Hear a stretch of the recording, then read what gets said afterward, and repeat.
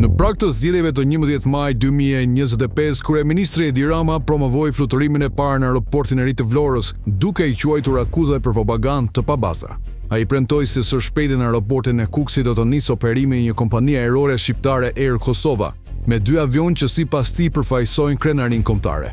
Qeveria socialiste ka promovuar ndërtimin e aeroporteve në Kukës dhe Vlorë si projekte madhore, pavarësisht kritikave për mungesë rehabilitimi dhe për mbivendosje në një vend me territor të vogël. Investimi në Kukës rreth 8 milion euro u miratua në vitin 2019 dhe ndonë së prorua në vitin 2021 me një fluturim simbolik nga Rama. Ai ka qëndruar jashtë funksionit për 4 vite.